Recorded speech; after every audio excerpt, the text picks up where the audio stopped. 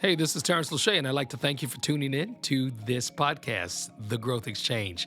This podcast was designed to curate conversation, dialogue, and monologue around all things growth. I believe that everything living has the potential to grow into its fullest and most maximal potential. So let's grow. Hey, welcome back to another episode of the Growth Exchange podcast. I'm Dr. Tarence Lauchié, and as always, I'm excited that you decided to tune in and tune up with me around these discussions and conversations on growth. All the things that are brought to you in this podcast, whether you're listening audibly or you're watching visually or both, is centered around you, your growth.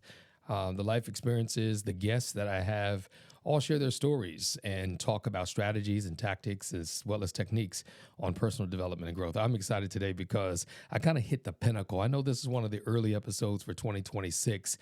We did 20 some odd episodes last year in that first run, and I was waiting for this moment to have none other than my good friend, that is the Dr. Vincent Mathews.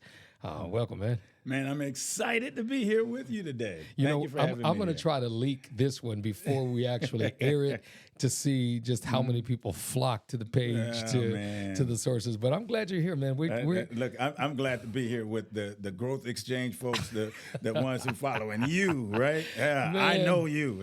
You've inspired my growth over the years in so many different ways. You've done the same for me. We connect on so many levels, whether it is ecclesiastical or whether it's through our family ties and our family connections, business, entrepreneurship, education, just all sorts of things. And we can go on and on for hours, but unfortunately, we've only got two 15-minute segments, about 30 minutes worth of conversation. Okay. Yeah, so we're going to jump in. I just want to, some people may not know who you are, but I know you as a guy who's done international work and still does international work in philanthropy as well as disaster relief, all things ecumenical. But then at the very same time, you are a Mississippi guy who's working in the South Haven area right now with a phenomenal work. I'm talking community development. We're talking a church home base, as well as some entrepreneurial things. I just saw some plans that you've got for some commercial development as well as residential development. That's a lot. You're dimensional. I was going to say multi-duplicitous, but I guess that one would cancel the other one out, right? But you are definitely multi-dimensional. Tell me a little bit about your journey. Detroit boy, former educator. Man, I'm actually from Inkster, Michigan. Yeah, I guess that can count. Inkster. If you're from Inkster, Michigan. My parents were teenage parents. They got married, born. I remember we were in the projects. Then we moved on the other side of Inkster. But beyond that, God has been good, and we've been able to be a part of a lot of things. When I was in Detroit, I went to high school at St. Martin de Porres High School, went to Wayne State. I was in Detroit. I started working with families straight out of college. I put together and got sponsored a conference focused on the Black family, and did a whole conference. Had sponsors and everything. The same thing I'm doing. I was just saying that explains things. You've been doing this now, 45 years now? Yeah, man. And I wasn't even saved. Wow. But I felt that the fundamental issue in the Black community, especially at the time, was the dissolution of our family, destruction of our family. And so from there, I started doing working with the county, doing violence reduction, and then started consulting educationally with the director of Detroit Lions Academy. Right. Did a lot of other things. Worked with school districts, Houston Intermediate School District, HISD. Worked in Kentucky. Yeah. Worked it throughout Michigan. And I forgot you did consulting work too. Yeah, man, it was great, and we're doing really well. And then the Lord called us to serve in South Africa. Before that, I was traveling to different countries. Right, I remember that. I studied at the University of Dar es Salaam when I was in grad school. Studied Swahili. I speak Swahili. I'm just trying to cut through the case in this. Oh no, we're gonna unpack all of it because when we met, you were actually on your way to an assignment where you spent 12 years in South Africa, in which you multiplied your family. You all have 11 now, right? 11 children. And you're done, right? I don't know. Sharon is listening, I'm sure. Yeah, well, if she's listening, yes, we're done.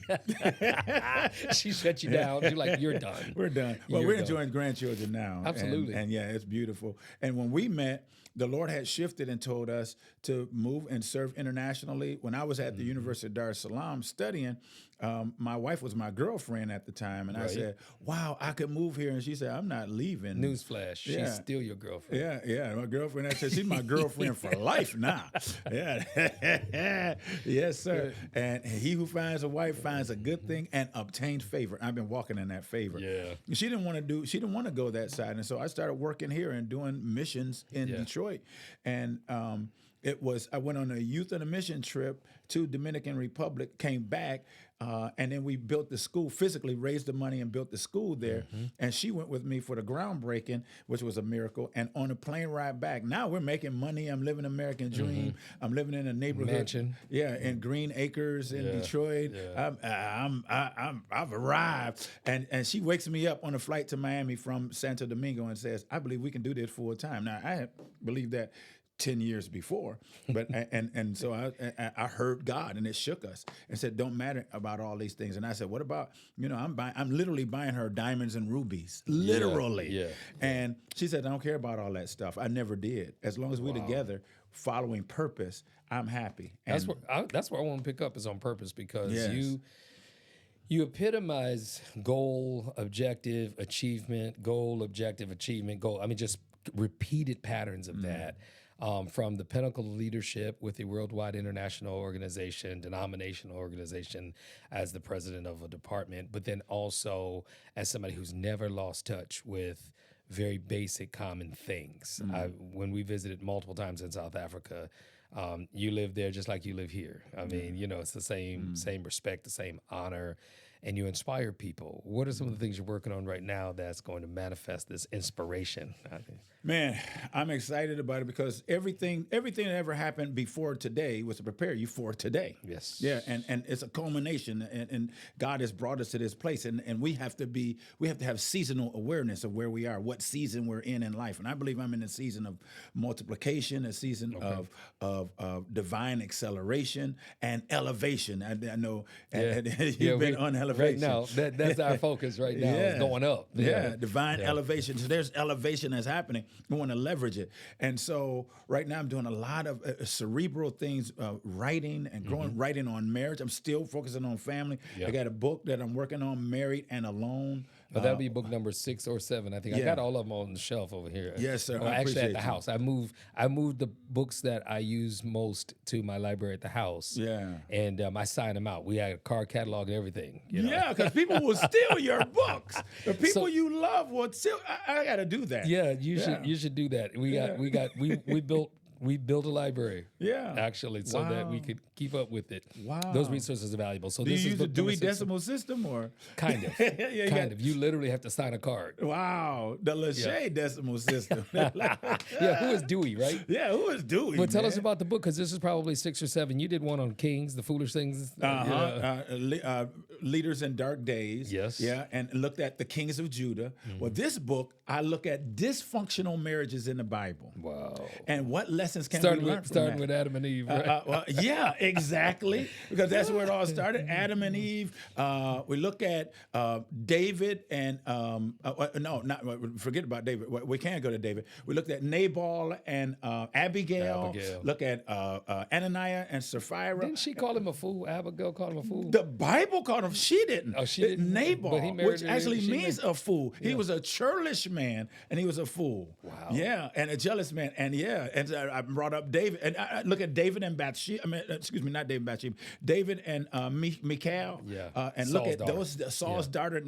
Those dynamics. So she has some issues running the family, probably. Right? Yeah, those social dynamics that she had, and all of that, and how he had So I want to talk about it. But I think just as you plug in this book, because I'm definitely going to have you back, even if we have to do it electronically. Yeah. Once the book is out, this is for church folks and non-church folks. Oh, it's for anybody. It's for anybody, and single and as well as married. Well, you can't.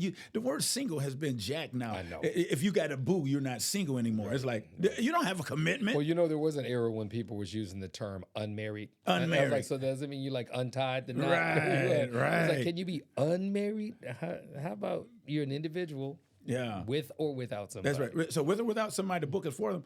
And what I'm excited about is every chapter, there's 8 dysfunctional marriages I look at. I talk to a Christian therapist to unpack what do we see? Is this trauma bonding? What's going on in this marriage, and how does that apply to marriages today? So we look at the theology of it, look at what the Bible is showing, and how we can apply it today, and then look at ways that people who are in these kind of situations can move forward in those situations or try to heal from those situations too. So I'm excited about that. I was listening to one of the motivationalists, they got a podcast out, and he's talking about always growing.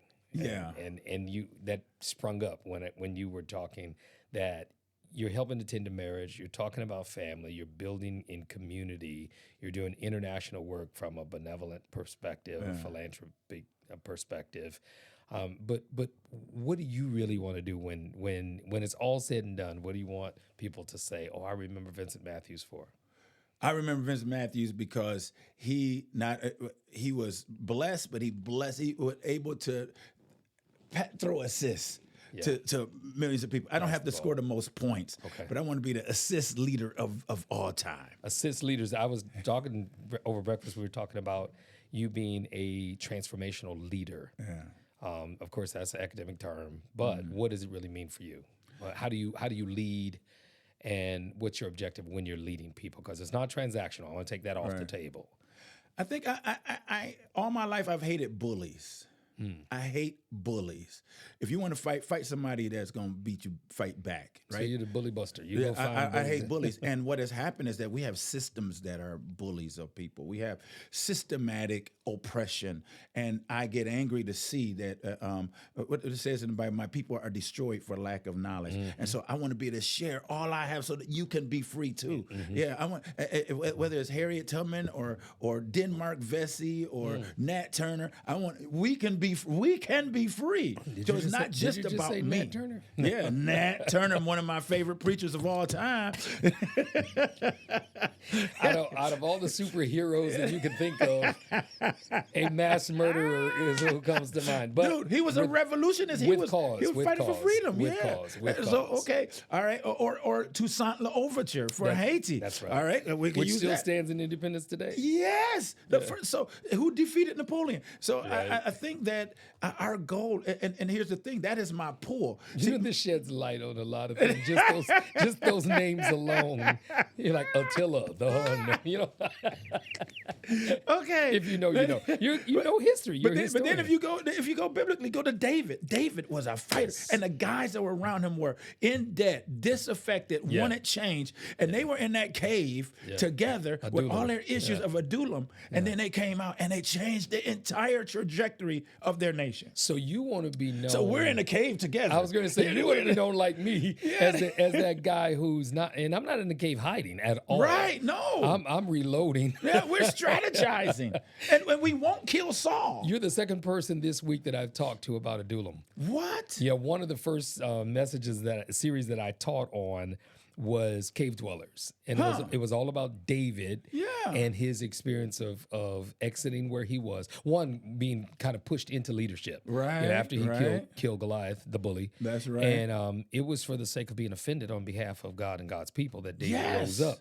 And once he rose up, he started on this trajectory of being the king from that day forward. Yeah. And his king status was never really coronated. Right. Until he had won a victory and came back dancing. Yes. And then when he was on the run in the Adullam cave, or the cave called Adullam, was a place of development. And he developed men, fatherless men, men who had hopelessness in their veins, men who were disenfranchised. But he, like you said, he developed and equipped them to go and literally reign in a kingdom. Yes. Because those great men from David, beyond just David himself, have lineage that's alive today. And what people miss is a multicultural group. Yeah. I mean, was Bathsheba's husband, Uriah the Hittite. He was a Hittite. Yep. But he was a part of this. They're submitted that's to Africa for those people. Yeah. So they're submitted to this God of the Bible. And they were some bad boys. The man who killed the lion in a pit on a snowy day. The ones who were ambidextrous and fought with either side. You're the ambidextrous one. The one who they were throw spears as beams. These guys were bad. They were stone cold talented, but they needed leadership to make a difference, to bring the nation transition from Ichabod to the glory being there, and they could go forward. Listen, we promised not to turn this into a preaching session, Oh, right? We my did, goodness. we did, but we can't help it. We're going to take a break in just a minute. I've got a few minutes before we go to the break, and back to the leadership and the leadership development. Yeah. Transformational leadership versus transactional leadership. That's right. Authoritarian leadership. There's so many things you can put in front of the term leadership, but I've actually seen you take nothing, literal nothing, and turn it into something. I mean, with people and leadership and that kind of thing. After the break, we're going to talk about it. So I want you Let's to talk about it. Yeah, I want you to get a little bit in your mind about what drives you to be such a leader maker besides chasing and killing bullies. You definitely believe in that. All right, we're going to take a quick break. You're tuned in, you're listening to, watching this podcast. I don't even know what we're going to name this podcast yet because we're off and running with the conversation. I've got Bishop or Dr. Vincent Mathews located right here on the Growth Exchange podcast. We'll be right back.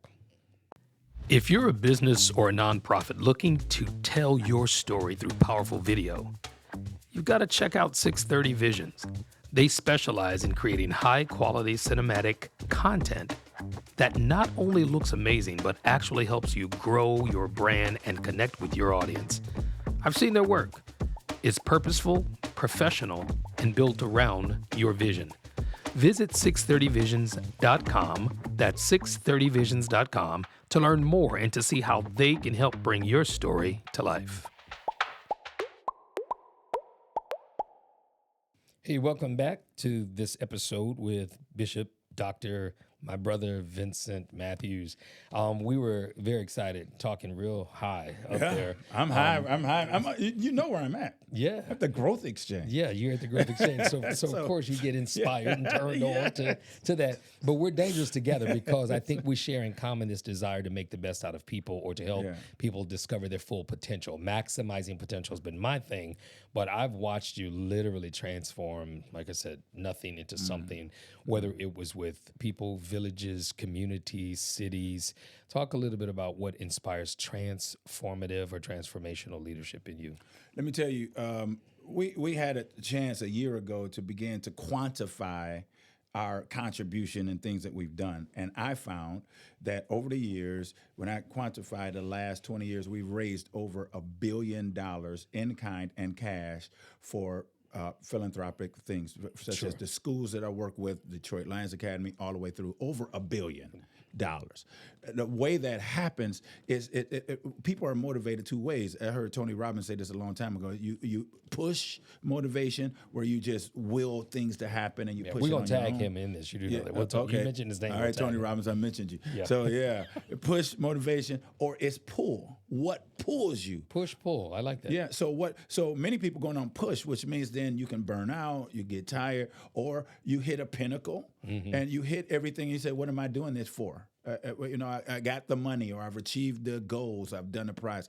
But the pull is what actually pulls you. What is pulling you? What would you do for free? What is it that gets you excited, that gets you going? Simon Sinek and the why. What's your why? Yes, what's your why? And so what's pulling you is that I believe that I'm here to help humanity. And so when you're transactional, it's about I do this. It's quid quo pro. I do. I give. You give. You give this. I don't care. I'm doing it. I'm doing this because this is why I was created, and I want to help. I want to serve. When I was at that school in Detroit, we had seventh graders who were 17 years old reading on the first grade level.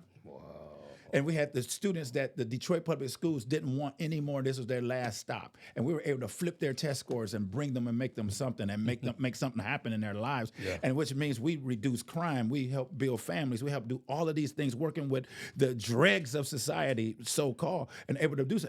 That was pay for me to see those children transform. This was fresh out of college that you went into a CEO position of a school, an academy. Yes, sir. Wow. And, well, prior to that, I was doing the consulting, working with helping to deal with violent children. What was your undergraduate major? Political science. That explains. Had nothing to do with it. And then the doctorate degree is in theology. Theology, yep. And I have master's in international relations, political studies. It just don't all fits together. It don't even, but it fits in my purpose. Because I was going to say there's a common thread. Go ahead, I'm sorry. Because when I was a child, it's like, what are you going to do? Like, this is the stuff I like. And I just follow. This is what I feel like I can make a difference in the world. I get the chance to make a difference. Absolutely. I was going to say there are so many levels to to Vincent Mathews that it could take a person a lifetime to unravel. What are you most proud of, and what are you most challenged by? Let's start with what you're most proud of, other than your family. Oh, that's where exactly where I was Go going. for it. Start with sharing and work your way down. Man, Right? I'm proud of my family. Man, that is my most valued asset, Yeah. I could say, Yeah. is my wife, who is just phenomenal. Yeah. Woman is, I want to say ride or die. That brings it too low. She is my, who God has given me and my partner.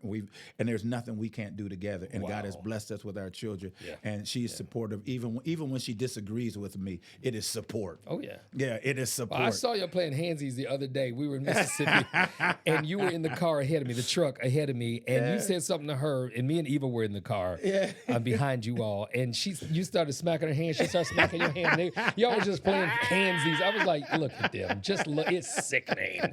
But that's a blessing, man. It's inspirational because you guys are not only husband and wife and mom and dad. You're friends. You're grandparents. But And my children now have become my friends. You know, when they were young, you're not my friend. Oh, yeah. I'm your daddy. To earn that. Yeah, right? you got to earn that. But now they're my friends, and they come to me. I coach them now. I don't parent them anymore. And so my family now have grandchildren. But and another thing I'm proud of is just opportunity to be able to serve people. Yeah. I get platforms, and yes, it might be dirt, but who gets this dirt? For you, a timeout would be to remove you from people. That would be your timeout, right? Yeah. Like, what? What do you mean? What are you most challenged by, though? Because I'm sure facing, all of the mountains and the giants in this journey, because you've been at it now for a little while. A few days now. A few days. Still got a little ways to go. That's right. We're both targeting the upper 80s. That's right. And I'm going to hold you accountable. In fact, this is the man that inspired me to do the half marathon. Yes, sir. We got to talk about that. We got to get that in, too, about the half marathon. Yes, sir. But what are you most challenged by? I think apathy. And it seems like it is a widespread apathy where it is, and in many ways, the apathy is so large, it's undetectable. They don't even know that they don't care.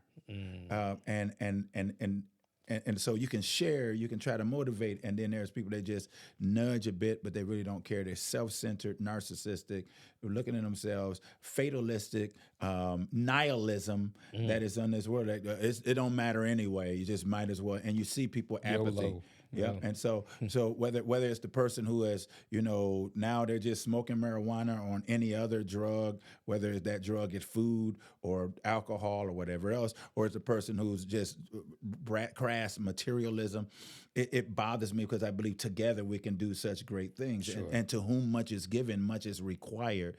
And that apathetic spirit has it's so many symptoms of the apathy, but I think that's my greatest challenge. I can relate to that when people don't have the drive and the motivation to do better. Yeah. And they'll be just satisfied with the way things are. That disturbs me because it opens the door or leads to roots of poverty or impoverishment. I don't think poverty has a lot to do with money at all. Nope. It is a spiritual state of being. That is correct. That generationally passes on from one group to the next, keeping people stuck or in a position of less than. I think we're similar in that sense. I'm more of an introvert. You're an extrovert when it comes to that. People find it hard to believe I'm an introvert, but it's documented. I'm an introvert. Really? Yeah. I'm an introverted extrovert. Ambivert. Yeah. You ambivert, right?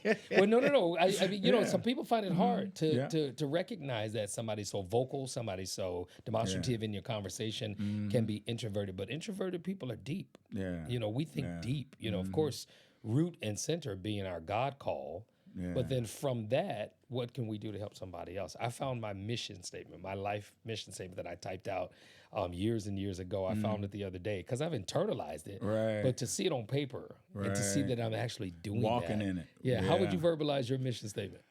I got it written somewhere. Paraphrase. Do as much as you can with what you have, and you are a gift to others. Give your gifts to others. Be a blessing. Sure. That was very.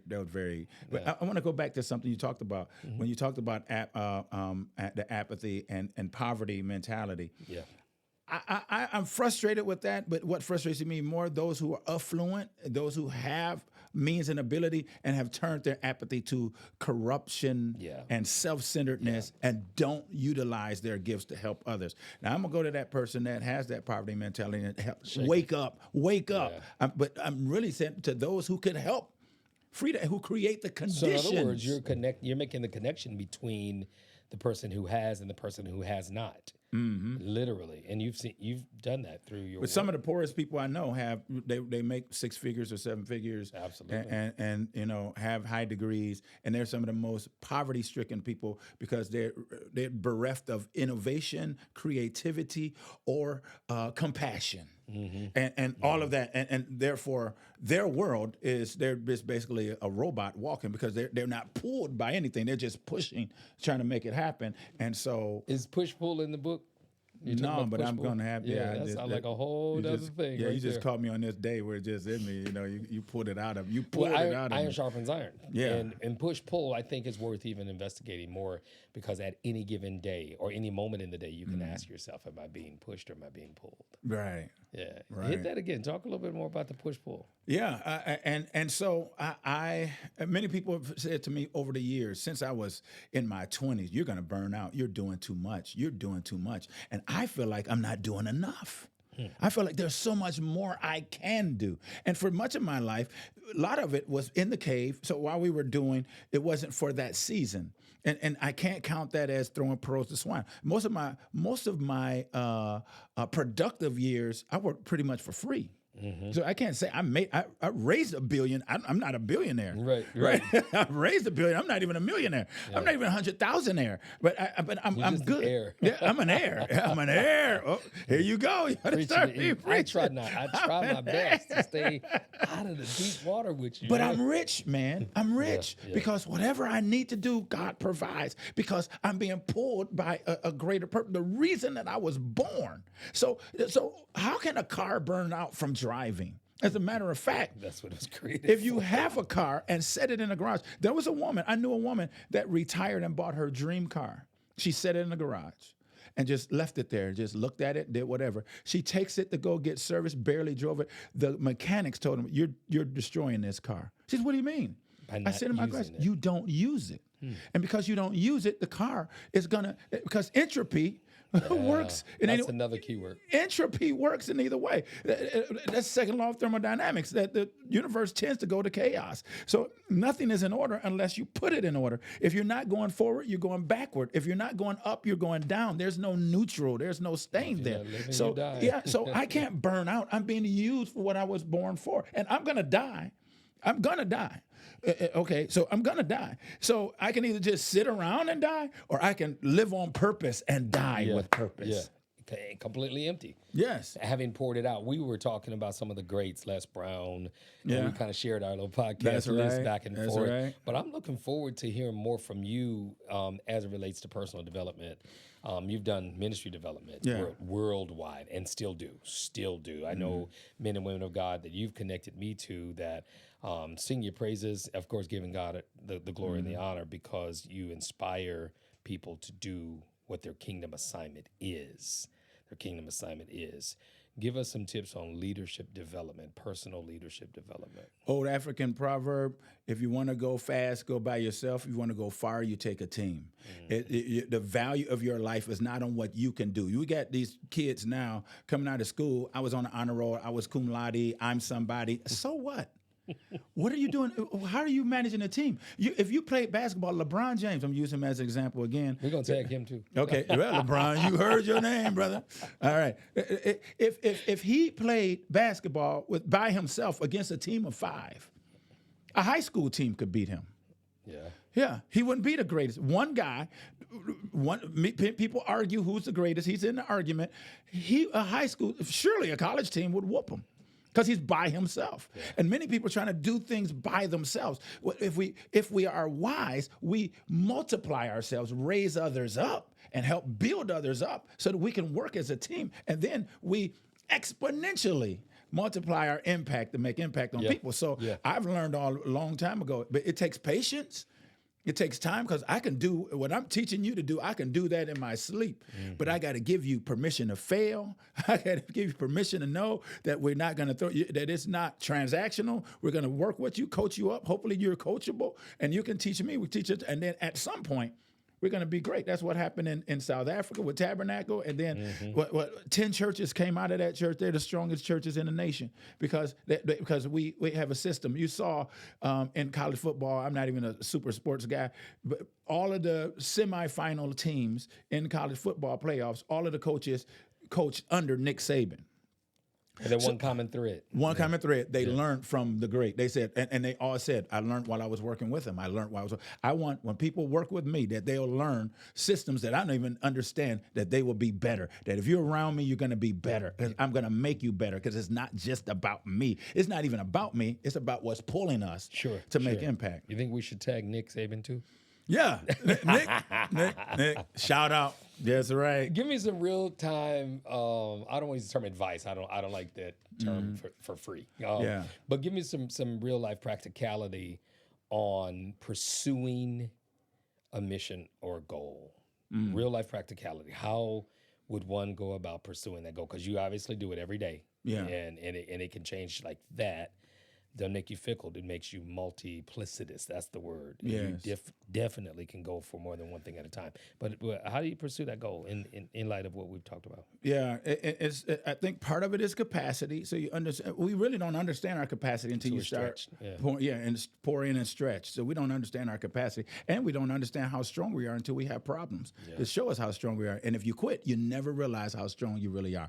Wow. So if you quit, you don't know the extent from which you can go. So we just put that there now. So I just quit my job because they just on my nerve. Right. You don't know how far you can stretch and how much that's going to make you better. Then when you understand your purpose and you understand you see something, you're going for it. The first thing is to identify it. Set some objectives, but you're not going to have everything in order and understand everything. But you had to know, I'm not letting this thing go. I'm going for it, and we're going to do this. It is going to happen. And it was Hudson Taylor, the missionary, went to China. He died in China, by the way. His name was Hudson Taylor. He said three stages of things that you know you're doing if God is involved. Number one is impossible. Number two, it goes from impossible to difficult, from difficult to done. Wow. Wow. That's a leap. Yeah, that's what. So all my life, impossible things to difficult to done. I mean, and I want to, it don't matter. That's reframing. I like that. Yeah. So if it's not impossible, if I'm looking at it, I'm doing it, it's not impossible. I'm not aiming high enough. I'm aiming at the moon every time. Yeah. I mean, that's impossible. It's impossible because just think, we're sitting here talking in this room, and this is beaming all over the world into George Jetson cell phones and stuff. That was impossible a while ago, but it was in someone's head. Yeah. And if you can think it, you can do it. All right. So if you can think it, you can do it.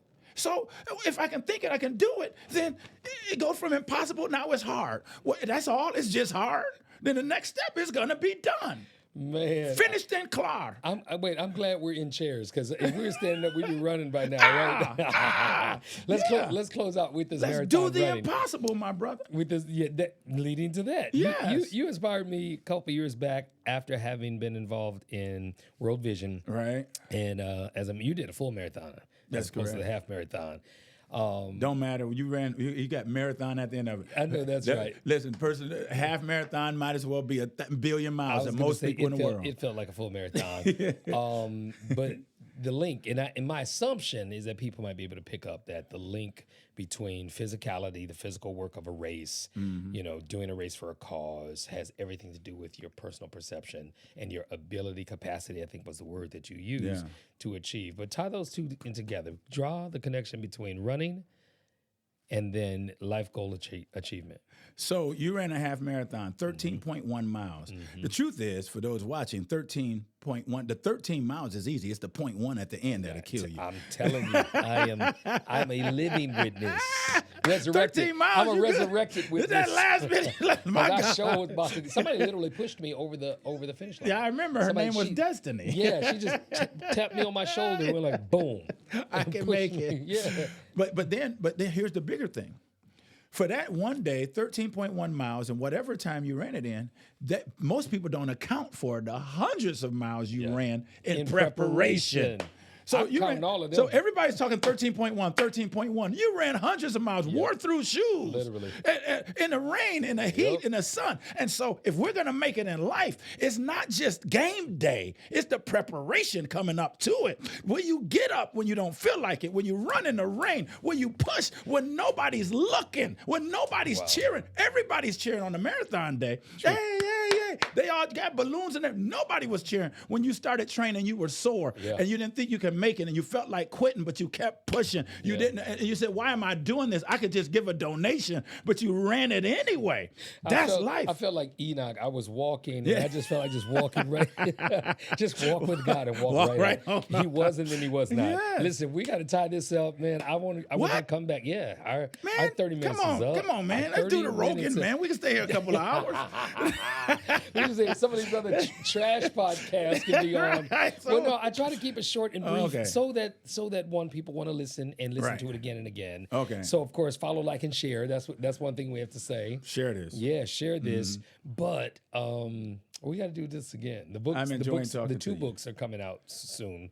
I know you're doing that. I'm working on a project as it relates to leadership. You were at the release of my first book, Maximize Potential. Yeah. On the second book. On your 50th birthday. It was my 50th birthday. That's right. Birthday. And it was also a celebration of life because the enemy thought he had me. But you got away. But I got away. That's an inside joke. For those of you who don't know, check him out on social media. Okay, go follow him on his social media platforms. They won't find me because I had hair. They won't know. You had hair, but he's got podcasts. He's got a Monday wake-up call. There are a lot of things. Dr. Vincent Mathews, thank you for being my friend. Thank you for being here. You are absolutely an inspiration to so many millions. Shout out to your family and everybody. Thank you all so much for tuning in to this episode of the Growth Exchange podcast. I'm Dr. Tarence Lauchié. I'm glad you were with us today. Let's grow. Thank you for tuning in to this episode of the Growth Exchange. I'm Dr. Tarence Lauchié. It's been a pleasure to have these conversations and dialogues with our guests. If you notice, one thing we all share in common, and that is the ability, the desire, and the potential to grow and maximize our fullest potential. So keep tuning in. Share this with somebody, like it, maybe even invite somebody. And if you'd like to be a guest, contact us with the information that's here and available for you. Let's grow.